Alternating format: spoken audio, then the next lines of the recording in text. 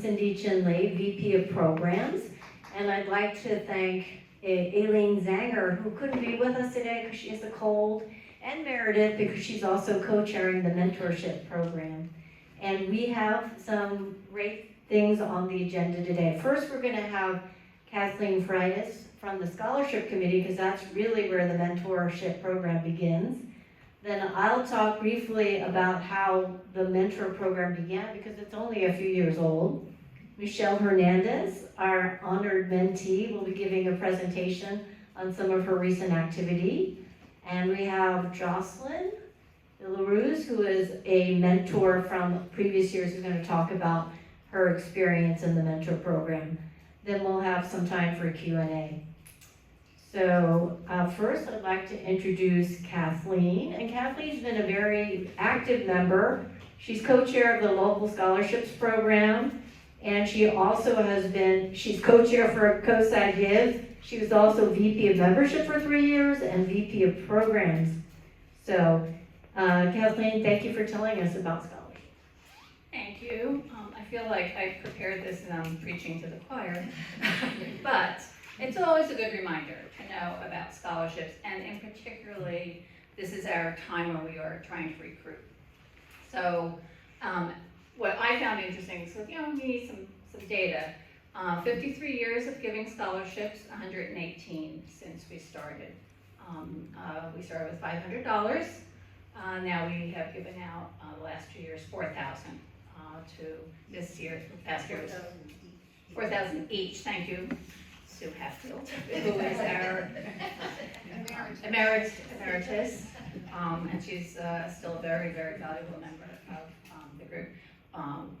Who's eligible is also a little unique in that we give it to Half Moon Bay or Pescadero High School graduates who are going into their junior or senior year or are studying in a graduate program at an accredited university or college. So it can make a difference, because those are the times when there's not necessarily a lot of money available for scholarships. As I said, right now we are recruiting. We used to be able to get names and addresses from the high schools, but privacy has prevented that. So now it's really word of mouth and social media and going around town and putting up flyers. And I actually have flyers that Barbara's going to pass out in case you know anybody. Even a neighbor might have had somebody, in their family graduate in the past few years and would not be aware of this.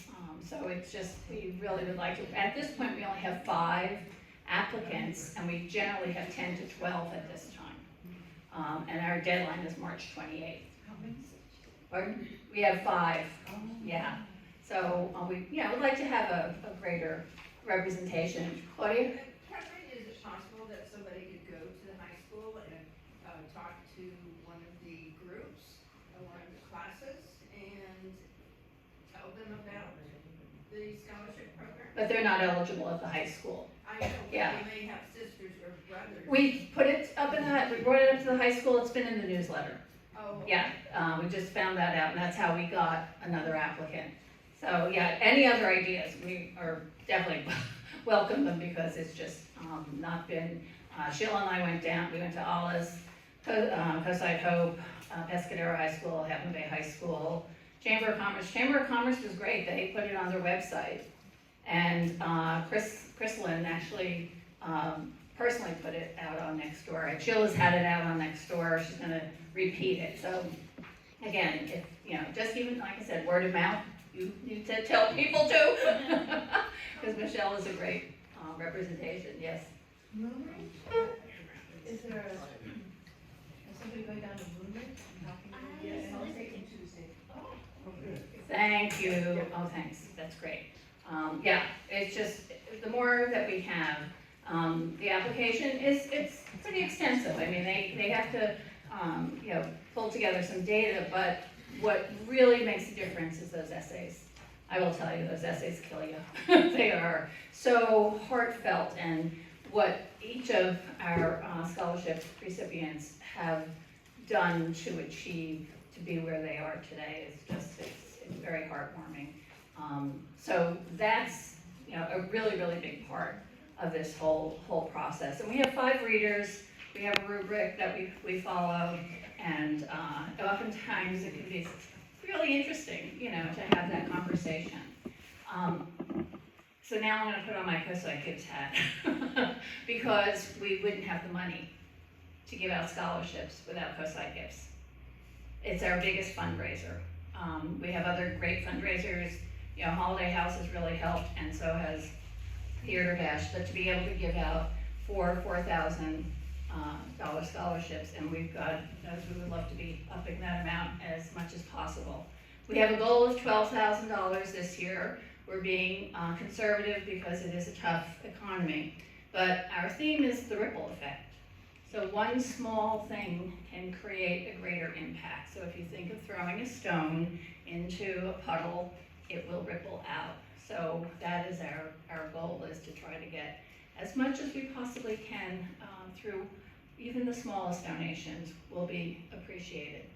And I think that's probably it. And of course, we're so honored that mentoring evolved, and thanks to Cynthia, she just walked up to our scholarship recipients and at our last meeting of the year a couple of years ago, and had this great idea. So thank you. Thank you, Kathleen. So I'm going to give a brief recap on the Mentor Program. So we started it in 2022, and our first year we had 10 mentors and 5 mentees. By the way, the scholarship recipients can opt in. They're not forced to want to be part of the Mentor Program. And then 2023 to 2024, we had 4 mentors and 2 mentees. And just to clarify, each mentee gets 2 mentors. So there's 1 mentor that we assign that is in their same area of specialization. And then we have 1 mentor that is just in general. And I think that's worked well because the mentors get to meet one another and they develop a relationship. And then the mentee gets wisdom and advice from 2 different perspectives. This past year, 2024-25, we have 6 mentors and 3 mentees. And we're delighted to have Michelle, one of our mentees, who's going to talk about her experiences today. And then Aileen and Meredith, who have been running the Mentor Program, also did a seminar for the scholarship recipients last summer.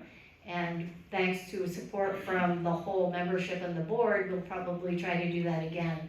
And that seminar involved career topics as well as decision-making and, you know, networking, all that sorts of things. So it was very well done. And Meredith's husband also spoke. I wanted to talk briefly about why I was so excited that when I presented the idea of doing a mentor program, I was happy that it was well received. I have been a mentor in various situations, and I found that it's been really important. And I believe that in addition to giving money, which is very important, we also have so much to share with the various careers and geographic experience and family and personal experience. We have a lot to give to our mentees besides our money. Also, I think most of us know how important networking is in a person's life and career. Networking has been really critical in my particular career. I graduated with a liberal arts degree, and I know that my family makes fun of me, like, what are you going to do with a degree in East Asian languages?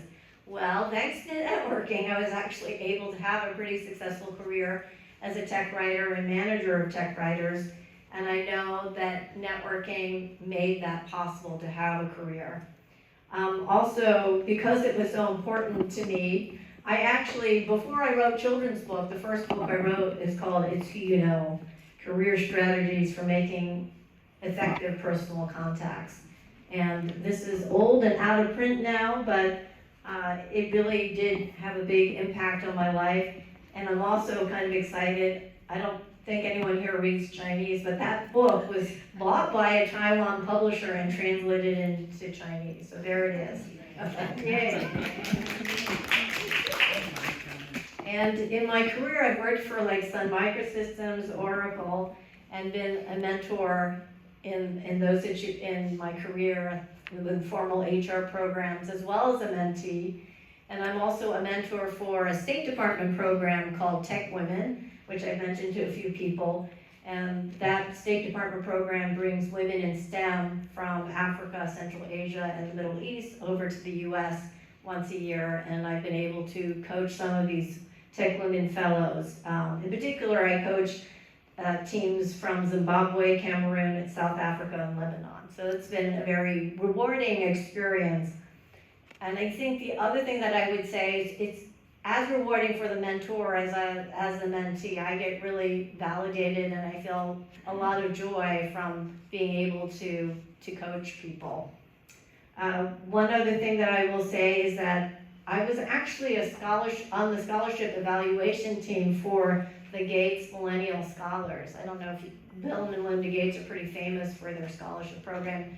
And because of contact, I was on the first scholarship committee. And one thing that the scholarship committee said as we evaluated all of these very impressive people in grad school and they were going to get money for their graduate degrees was we had to evaluate them on the strength their application showed of their networks.